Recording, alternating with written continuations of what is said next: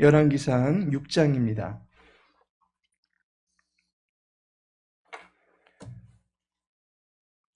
열왕기상 6장 1절에서 10절까지의 말씀입니다. 우리 함께 읽도록 하겠습니다.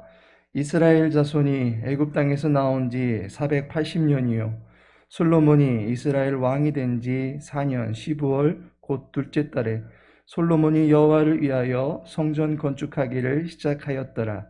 솔로몬 왕이 여호와를 위하여 건축한 성전은 길이가 60규빗이요 너비가 20규빗이요 높이가 30규빗이며 성전의 성소 앞 주랑의 길이는 성전의 너비와 같이 20규빗이요 그 너비는 성전 앞에서부터 10규빗이며 성전을 위하여 창틀에 있는 붙박이 창문을 내고 또 성전의 벽 곧 성소와 지성소의 벽에 연접하여 돌아가며 다락들을 건축하되 다락마다 돌아가며 골방들을 만들었으니 하층 다락의 너비는 5규빗이요 중층 다락의 너비는 6규빗이요 셋째 층 다락의 너비는 7규빗이라. 성전의 벽 바깥으로 돌아가며 턱을 내어 골방 들보들로 성전의 벽에 박히지 아니하게 하였으며 이 성전은 건축할 때에 돌을 그 뜨는 곳에서 다듬고 가져다가 건축하였으므로 건축하는 동안에 성전 속에서는 방망이나 도끼나 모든 철 현장 소리가 들리지 아니하였으며 중층 골방의 문은 성전 오른쪽에 있는데 나사 모양 층계로 말미암아 하층에서 중층에 오르고 중층에서 셋째 층에 오르게 하였더라. 성전의 건축을 마치니라. 그 성전은 백향목 석가래와 널판으로 덮었고 또 온 성전으로 돌아가며 높이가 5규빗 되는 다락방을 건축하되 백향목 들보로 성전에 연접하게 하였더라. 아멘. 오늘은 본문의 말씀을 통해서 성전 건축하기를 시작하였더라. 성전 건축하기를 시작하였더라 라는 제목으로 함께 은혜 나누고자 합니다. 솔로몬이 이룬 업적 가운데 가장 두드러진 것은 성전 건축이다라고 말할 수 있을 것입니다. 유대인들의 위대한 영웅이었던 다윗도 그의 마음에는 원이었지만 실제로 그의 생애에 이루지 못했던 것이 성전 건축입니다. 피로 얼룩졌던 그의 전 생애를 바쳐서 이스라엘의 평화적인 기반은 다져 놓았지만 성전 건축은 끝내 이루지 못했던 것을 보게 됩니다. 그런데 솔로몬은 평안과 평화가 넘치는 나라를 이루었고 또 성전 건축이라는 업적까지 남기게 된 것을 보게 됩니다. 그렇다면 하나님께서 솔로몬에게 성전 건축을 허락해 주신 이유가 무엇이겠습니까? 그 첫 번째는 예배하는 백성이다라고 하는 것을 가르쳐 주기 위해서입니다. 본문 1절은 말하기를 이스라엘 자손이 애굽 땅에서 나온 지 480년이요 솔로몬이 이스라엘 왕이 된 지 4년 12월 곧 둘째 달에 라고 말씀하고 있습니다. 성전 건축을 한 시기를 소개해 주고 있습니다. 열왕기사가의 기록에 의하면 솔로몬의 집권 시기 4년 둘째 달이 되었다라고 기록한 것 외에 특별히 출애굽한 지 480년이 되었다라고 하는 기록이 덧붙여져 있는 것을 보게 됩니다. 일반적으로는 솔로몬 즉위 몇 년에 이 건축이 시작되었다라고 해도 의미는 충분히 통합니다. 성전 건축이 솔로몬 집권 시기에 이루어진 위대한 치적이었기 때문에 솔로몬 몇 년에 이 성전 건축이 시작되었다라고 말해도 될 것입니다. 그런데 열왕기 기자는 출애굽의 역사와 함께 다루고 있는 것을 보게 됩니다. 이것은 성전 건축이 출애굽과 연관되어진 건축 사업이다라고 하는 것을 말해주는 것입니다. 하나님께서 출애굽을 시킨 여러 가지 이유가 있을 테지만 출애굽기 3장 12절에 보면 하나님이 이르시되 내가 반드시 너와 함께 있으리라 내가 그 백성을 애굽에서 인도하여 낸 후에 너희가 이 산에서 하나님을 섬기리니 이것이 내가 너를 보낸 증거니라 라고 말씀해 주고 있는 것을 보게 됩니다. 여호와께서 이스라엘 백성을 애굽에서 인도하여 낸 까닭이 무엇입니까? 하나님을 섬기는 백성 삼기 위해서다라고 말씀하고 있습니다. 섬긴다라고 하는 것은 하나님을 예비하는 백성이 되게 하기 위함이다라고 하는 것을 말해주는 것입니다. 늘 함께 하시는 하나님을 자신들의 왕으로 섬기고 그분의 일하심을 인정하고 또한 그분의 통치를 기뻐하며 살아가는 백성으로 삼으시기 위해서 출애굽의 대역사를 이루어 주신 것입니다. 이제 출애굽의 역사가 오래도록 지났을지라도 그 은혜를 받은 백성들은 결국 하나님을 늘상 예비하는 백성으로서의 본분을 계속적으로 지켜 나가야만 하는 것입니다. 따라서 본론에서 성전 건축을 두고 출애굽의 역사와 연관지어 놓은 이유는 애굽의 종되었던 삶에서 해방시켜서 한 나라를 이루게 해주신 하나님의 은혜를 늘 기억하며 늘 감사하는 자세로 살아가라라고 하는 사인이 담겨져 있는 것입니다. 결국 성전 건축은 솔로몬이 능력이 있어서 이루어낸 치적이 아니라 예배하는 백성으로 삼고자 하셨던 하나님의 뜻 가운데서 하나님께서 이루게 하신 것임을 알 수가 있습니다. 예배는 사람이 만들어내는 것이 아닙니다. 하나님께서 불러주지 아니하시면 어느 누구도 참된 예배자로 설 수가 없습니다.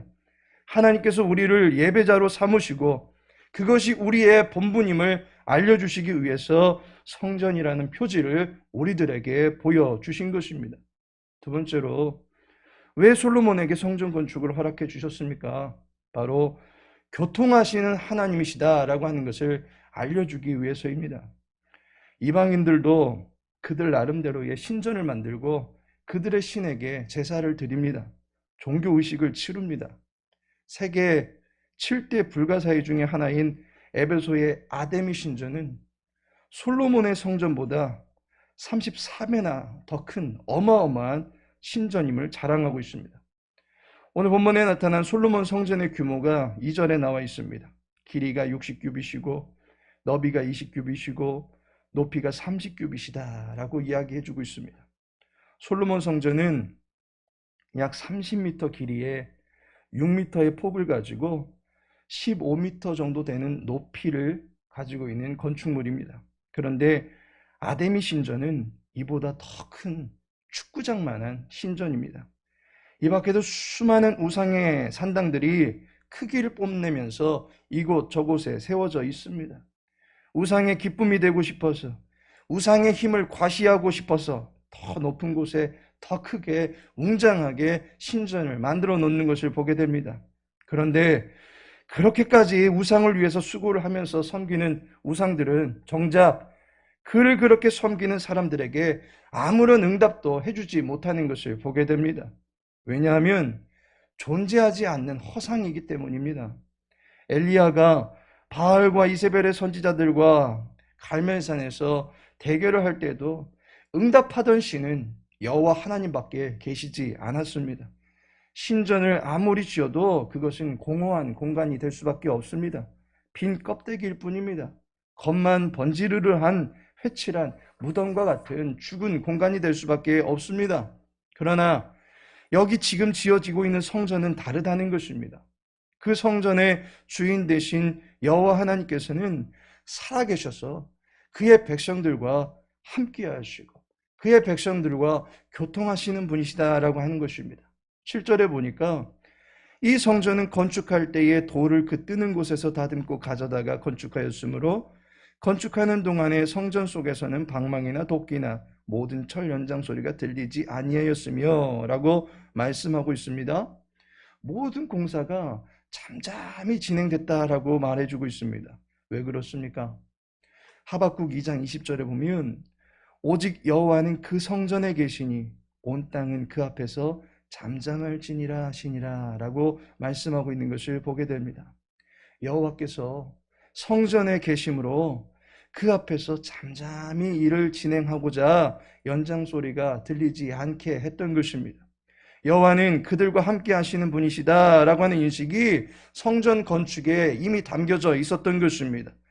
여호와는 어디에나 계시는 분이십니다. 그럼에도 불구하고 백성들 곁에서 함께 하시고 백성들의 숨소리마저도 들으실 수 있을 정도로 가장 가까이 계시는 분이 우리 하나님이시다라고 하는 것을 성전 건축을 통해서 알려주고 있는 것입니다. 하나님께서 우리와 함께 하신다라고 하는 증거로서 성전 건축을 솔로몬에게 허락해 주신 것입니다. 하나님께서 사랑하시는 성도 여러분, 무언가를 건축할 때 많은 사람들은 자기의 공로를 드러내고자 합니다. 원시 역사 속에서 지어진 바벨탑은 자기의 이름을 드러내려고 했던 인간들의 야욕에서 건축이 되었던 것을 보게 됩니다. 출애굽기 전반부에서 바로는 자기의 이름을 위해서 국고성 비돔과 라암셋을 건축하였다라고 밝히고 있습니다. 건축을 통해서 자기들의 아성을 드러내고자 합니다. 그러나 여호와의 성전은 비록 솔로몬의 업적으로 회자되고는 있지만 여호와 하나님께서 자기의 이름을 위하여 이스라엘에게 허락해 주신 건축물입니다. 예배하는 백성으로 삼으시고 그를 기억하고 경외하는 백성들과 늘 함께 하시겠다라고 하는 약속의 징표로 하나님께서 이루어 주신 것입니다. 예배는 하나님이 만들어 주시고 하나님이 열어 주시는 거룩한 잔치입니다. 예배를 내가 여호와를 위하여 행하는 거룩한 선행처럼 생각을 할 수도 있겠지만 그와 달리 인간의 참된 본분을 지키며 헛된 것에 마음과 자원을 빼앗기지 않게 하시려고 하나님께서 이끌어 주시는 하나님의 선하신 은혜로도 이해해 볼 수가 있는 것입니다. 성전 예배는 하나님이 기뻐하시는 것이요 더불어 그분을 기뻐할 수 있는 특권을 하나님께서 우리 각자에게 주신 기회다라고 여길 수 있어야만 할 것입니다. 예배 드릴 수 있는 기회를 주신 여호와 하나님을 기뻐하며 공교회가 제시하는 한 예배를 소중히 여김은 물론이요 우리의 범사 속에서 섭리하시고 다스리시고 돌봐주시는 여호와 하나님을 인정하며 살아갈 수 있는 참된 예배자들이 되어지기를 예수님의 이름으로 축복합니다. 그리고 우리 광명 장성교회 역시 하나님께서 우리들에게 허락해 주신 복된 예배의 초소인 줄로 믿습니다. 이곳에 모인 모든 백성들이 주님을 예배하고 싶어서 하나님께 간절히 소원함으로 말미암아 하나님께서 마련해 주신 예배의 거룩한 초소이며 이곳에서 하나님은 우리 모두를 만나 주시겠다라고 약속하여 주셨음을 믿고 우리 함께 이 자리에서 주님을 만나는 거룩한 감격과 기쁨을 누리며 살아가는 평생이 되어지게 되기를 예수님의 이름으로 축복합니다. 다 같이 기도합니다. 구원의 주님, 구원의 감격을 가지고 예비하는 백성들을 받아주시는 주님을 만나기를 원합니다. 주님을 예배할 수 있는 것이 우리의 기쁨이 되게 하여 주옵소서. 우리의 입술의 고백과 모든 행실을 통하여 하나님의 영광을 나타내 보일 수 있도록 도와주옵소서. 나의 힘과 나의 지혜로 살아가는 것이 아니라 성령 하나님의 도우심과 능력으로 한 걸음 한 걸음 인생의 발자취를 놓아갈 수 있음을 겸손히 인정할 수 있게 하여 주시고 그 아래에서 주님의 다스림을 기쁨에 살아갈 수 있도록 도와주옵소서. 주의 교회 가운데 늘 임재하여 주시어서 살아계신 주님의 영광을 온 권속들이 목도하게 하시고 그 하나님을 경외하며 살아갈 수 있는 참된 예배자들이 다 될 수 있도록 도와주옵소서. 삶의 형편들로 인해서 또한 마음과 육체 여러 가지 나약한 상태로 인해서 힘들어하는 이들이 있습니까? 주님 저들의 마음을 붙잡아 주시고 저들의 삶의 처지를 도와주옵소서. 그로 말미암아 우리의 도움이 되시는 여호와로 인해서 날마다 힘을 얻고 일으킴 받을 수 있는 주님의 백성들이 다 될 수 있도록 은혜 베풀어 주시옵소서. 오늘 하늘의 모든 삶을 주님께 의탁하오며 예수님의 이름으로 기도합니다.